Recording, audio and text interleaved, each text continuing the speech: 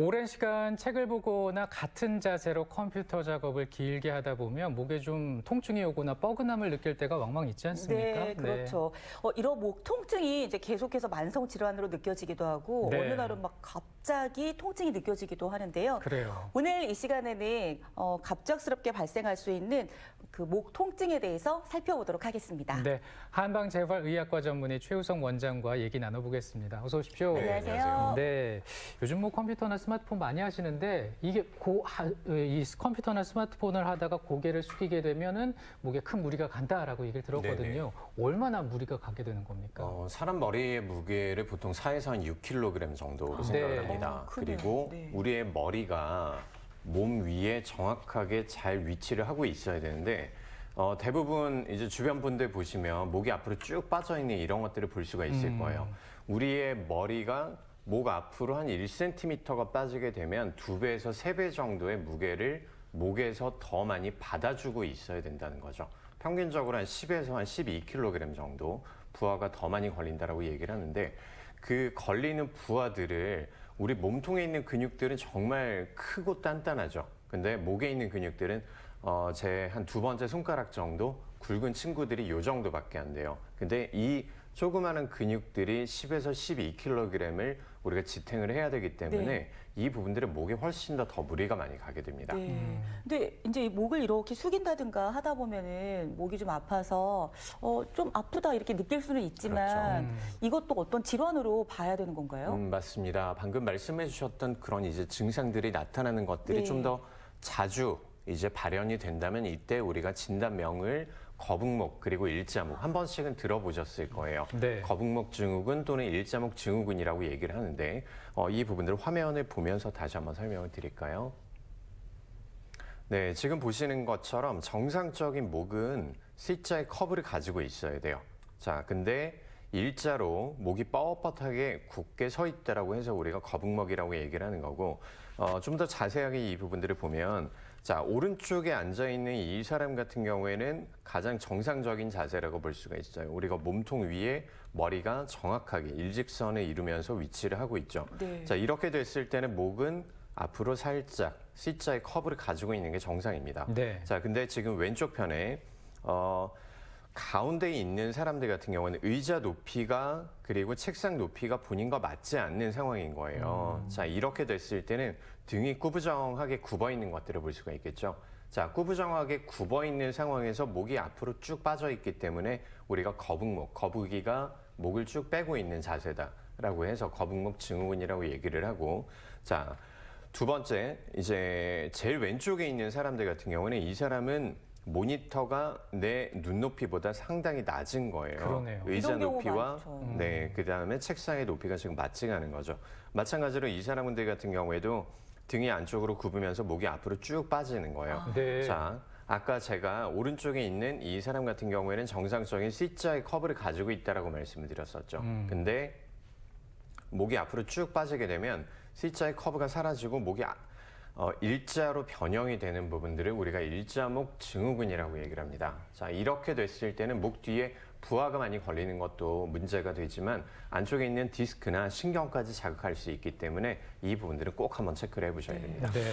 저도 모르게 이제 목을 한번 만졌는데요. 네. 좀 자세를 좀 펴게 되네요. 자세를 고쳐 앉고. 예. 네. 근데 이제 이런 증상이 있어도 조금 쉬면 좀 괜찮아진다는 생각이 있어가지고 병원을 찾는 분들이 많지 않을 것 같아요. 그래서 이제 앞선 이런 증상들을 방치하다 보면은 급성으로 가서 이제 심각한 목 통증이 발생될 수도 있을 것 같은데요. 네, 맞습니다. 방금 말씀해 주셨던 것처럼 목이 앞으로 빠져 있는 상황들에서는 내 목 뒤에 있는 근육들이 일차적으로 먼저 작용을 할 거예요. 그리고 그 근육들이 내가 일을 할 수 있는 부분들이 넘어서게 되면 그때부터 뭘로 나타날까요? 통증이죠. 어허. 목이 뻐근하다, 아니면 찌릿거린다. 여러 가지 통증으로 나타나게 되는데 이 통증들은 근육에까지만 침투를 했기 때문에 아직까지는 쉬어주면 금방 또 회복이 될 수가 있는 거예요. 근데 이런 이제 일자목 증후군으로 인한 목 쪽의 통증이 지속적으로 나타나게 된다면 근육이 해야 될 일들을 안쪽에 있는 인대, 그리고 힘줄, 그리고 관절, 그리고 뭐 디스크, 신경, 혈관 여러 가지 증상들이 다 유발을 할 수 있다는 거예요. 자, 그래서 지금 이렇게 보시는 시청자분들도 평소 때 자세를 한번 체크를 해보셔야 돼요. 본인이 본인 자세를 볼 수가 없으니까 옆에 계신 분들한테 조언을 얻거나 아니면 옆에 계신 분들의 자세를 한번 체크를 해보시고 등이 유독 많이 앉아있을 때마다 굽어지고 목이 앞으로 쭉 빠져나가는 이런 상황들이 벌어졌을 때는 네. 앞으로 큰 문제가 발생할 전조 증상이라고 생각하셔야 된다는 거 꼭 명심하시기 바랍니다. 알겠습니다. 그러니까 이제 지금 말씀해주신 이런 증상들, 그런 통증들이 이제 목 디스크로까지 발생할 수 있는 상황이다 이렇게 생각해보면 되겠나요? 네, 결국 이제 목 디스크라는 부분들이 목 안쪽에서 뼈를 받쳐주는 그 구조물들이라고 생각을 하시면 되는데 이렇게 근육들의 문제가 생겼을 때 이 근육이 제 기능을 더 이상 하지 못하는 상태가 되면 디스크에 하중이 많이 걸리게 되는 거죠. 그러면 이때 이제 목 디스크가 튀어나가고 신경의 증상들이 유발을 할 수가 있는 겁니다. 알겠습니다. 네.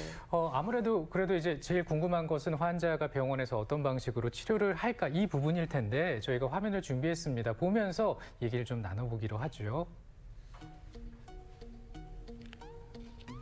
네, 젊은 남자 환자분이죠. 최근에는 이제 목 통증을 그리고 목 디스크를 가지고 오시는 분들이 연령대가 있으신 분들보다 이렇게 젊은 사람들이 훨씬 더 많습니다. 네. 그 이유는 아무래도 우리가 앉아 있는 시간들도 많고요. 그다음에 지금 보시는 부분들이 네. 추내요법이라는 영상이에요. 목의 뼈의 배열 상태를 바로 맞춰주는 그런 기법이라고 보시면 되고요. 네. 마지막으로 목 뒤쪽에 있는 근육들을 다시 또 스트레칭 시켜주는 영상이었습니다. 네. 자, 지금 보시는 이 부분들이 약침요법이라고 해서 이분 같은 경우는 목의 5번하고 6번 쪽에 문제가 있었고 어허. 그다음에 해당하는 신경이 내려가는 정확하게는 신경가지라고 얘기를 하는데 신경가지가 있는 부분들에 약침 치료를 진행을 했었고 자, 마지막으로 보는 이 영상은 동작침이라고 얘기를 합니다. 동작침. 네.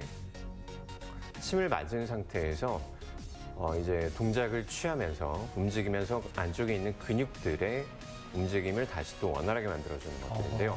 자, 맞은 상태에서 지금 오른쪽 왼쪽으로 목을 돌려주는 것들을 볼 수가 있겠죠. 네. 침 맞으면 가만히 있어야 되는 건 줄 알았는데. 네, 대부분 다 그렇게 생각을 하십니다. 근데 침을 맞은 상태에서 움직임으로써 자, 지금 보면 네, 근육의 기능이 훨씬 더 원활해진 것들을 볼 수가 있겠죠. 그러네요.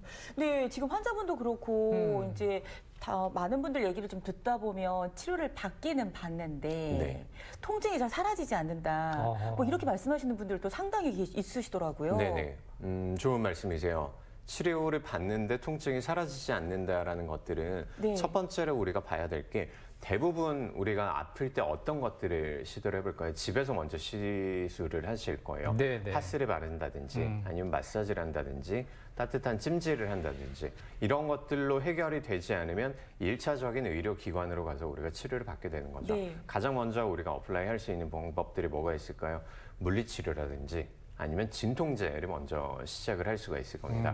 근데 이 부분들을 했을 때 통증이 나아지지 않는다는 것들은 간단한 처치로서 나아지지 않는다. 결국 근육의 문제가 아니라는 뜻이에요. 네, 평균적으로 한 2주 정도를 우리가 네. 염좌의 상태가 호전된다라고 얘기를 하는데 네네. 근육에 뭔가 늘어나 있거나 근육에 뭐 힘이 많이 빠져 있거나 이런 것들을 우리가 염좌라고 얘기를 합니다. 이 염좌라는 것들이 우리가 삐끗했다 아니면 뭐 뜨끔했다 이런 식의 증상들이라고 생각을 하시면 되는데 이런 염좌 같은 경우에는 평균적으로 적절한 휴식과 치료를 취해줬을 때는 최대 2주까지 간다라고 보통 얘기를 해요. 네. 근데 이렇게 통증들이 2주를 넘어서게 되거나 아니면 좀 나아지기는 했는데 아직까지는 잘 모르겠다. 아직까지는 뭔가 불편한 부분들이 계속 남아있다. 이런 증상들이 있거나 또 한 가지 우리가 간과하지 말아야 될 부분들 중에 하나가 이렇게 통증이 치료를 받았을 때는 진통제를 복용하고 나면 신경을 차단시키기 때문에 대부분의 통증은 거의 다 많이 좋아져요. 근데 이런 통증들이 예전에 비해서 훨씬 더 자주 나타난다든지 네. 아니면 점점 심해지는 단계로 나타난다면 이때는 근육의 문제가 아닌 거예요.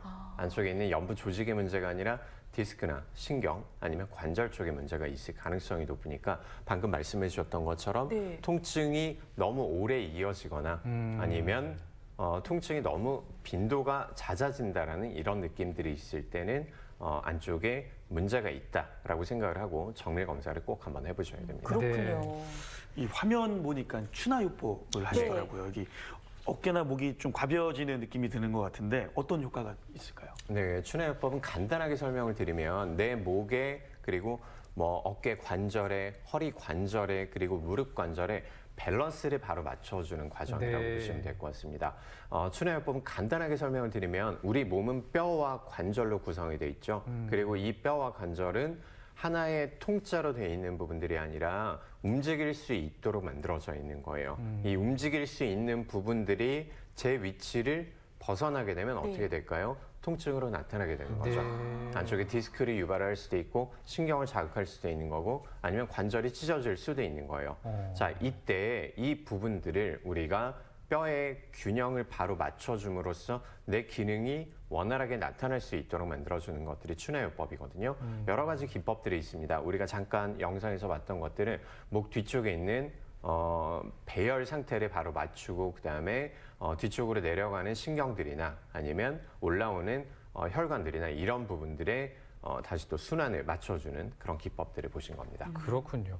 그럼 이제 추나요법은 이제 받는 그 시간이 몇 분 정도 되는지 궁금하고 이게 한 번만 받으면 되는지 아울러서 이제 부작용도 없는지 네. 이것도 궁금해요. 네, 좋은 지적이세요. 방금 네. 말씀해 주셨던 것처럼 추나요법을 받게 되면 평균적으로 기법마다 정말 많이 틀리고 네, 네. 환자분들의 증상에 따라서 많이 틀려지게 되겠지만 네. 평균적으로 3회에서 뭐 길게는 한 5분, 10분까지도 아, 네.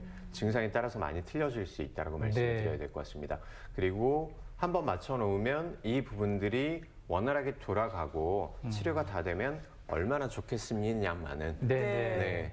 내가 얼마만큼 이 병이 만성인지에 따라서 그리고 내 습관이 얼마만큼 좋지 않은 상황에서 오래됐는지에 따라서 이 부분들을 다시 또 바로 맞춰놓는 개념이라고 보시면 될 것 같아요. 자동차도 우리가 얼라이먼트라는 단어를 쓰죠. 바퀴의 네. 정렬을 항상 맞춰놓은 상태가 돼야 자동차가 잘 달릴 수가 있는데 평소 때 습관이 정말 좋지 않은 분들이 있거나 아니면 너무 고착화된 상태가 된다면 이 부분들을 맞춰놔도 금방 또 다시 또 틀어져 버릴 거예요. 그렇겠네요. 그래서 추나를 받으면서 꼭 한 가지 우리가 명심을 해야 될 부분들이 중에 하나가 한의사 선생님께서 평소 때 자세가 어떤 부분들 때문에 내 목이 어떻게 틀어졌다라는 부분들을 말씀을 해주실 거예요. 그러면 생활 습관의 개선이라든지 아니면 적절한 운동이라든지 네. 이런 것들을 꼭 같이 병행을 해주시는 게 치료 효과는 훨씬 더 커질 수 있다는 것들, 이 이런 것들 자세가 정말 중요한 것 네, 같아요. 생각을 할 수가 있고요. 부작용은 네. 따로 걱정 안 해도 될까요? 특별하게 어떤 침습적인 시술이나 아니면 뭐 어떤 수술이나 이런 부분들이 들어가지 않기 때문에 네. 크게 환자분들의 몸에 위해를 가하거나 그럴 가능성은 적습니다만 네. 다만 한 가지 조심을 해야 될 부분들은 목에 아까 말씀드렸던 것처럼 추나를 받고 나서는 일시적이나마 내 몸에 약간의 틀어진 부분들이 바로 맞춰지는 과정에서 일시적으로 통증이 더 올라갈 수 있다는 네. 점 꼭 명심하시기 바랍니다. 네. 네.